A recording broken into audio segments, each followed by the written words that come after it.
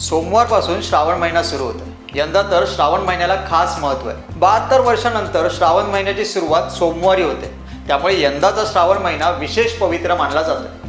मग आता या खास पवित्र महिन्याचे स्वागत करायचे म्हटल्यावर आपल्याला काही गत म्हणजेच होऊन गेलेल्या गोष्टीचा त्याग करून पवित्र स्वच्छ मन स्वास्तिक आहार ठेवायलाच हवा ना।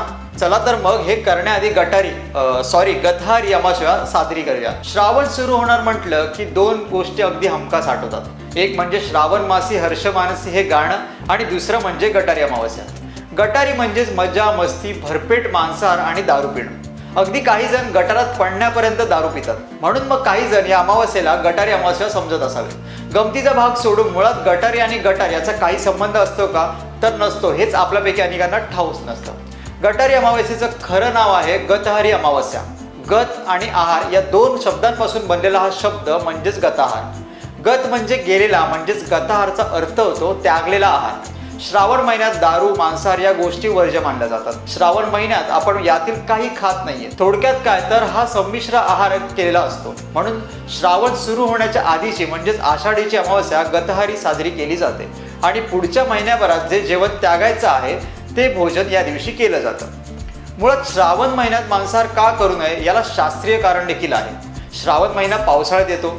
पावसाळ्यात माणसाची पचन क्षमता कमी झालेली असते। या काळात साधा आहार पचवणे देखील कठीण होऊन असतं। मांसाहार पचवण्यास मुळातच अधिक कठीण असतो, त्यामुळे अशा दिवसांमध्ये मांसाहार करू नये असं सांगितलं जातं।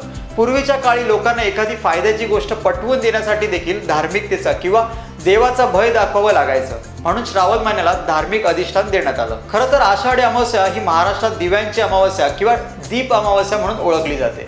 या दिवशी दीपपूजनाला विशेष महत्त्व आहे। देशभरात वेगवेगळ्या प्रांतात आषाढ अमावस्या ही दीप अमावस्या म्हणून साजरी होते, पण तिला वेगवेगळ्या प्रांतात वेगवेगळी नावे दिली गेली आहेत। आपल्या शेजारच्या गुजरातमध्ये आणि उत्तर भारतातील काही राज्यांमध्ये आषाढी अमावस्येला हरियाली अमावस्या म्हटले जाते, तर दक्षिणेला तेलंगणा आणि आंध्र प्रदेश राज्यात या दिवसाला चुकल्ला अमावस्या असं म्हटलं जातं। पूर्वेकडील ओदिशा राज्यात या अमावस्येचं नाव चितलगी अमावस्या असं आहे। मग मंडळी, यंदाच्या गतहारी अमावस्येला पेट पूजेसह दिव्यांची पूजा सुद्धा करायची ना।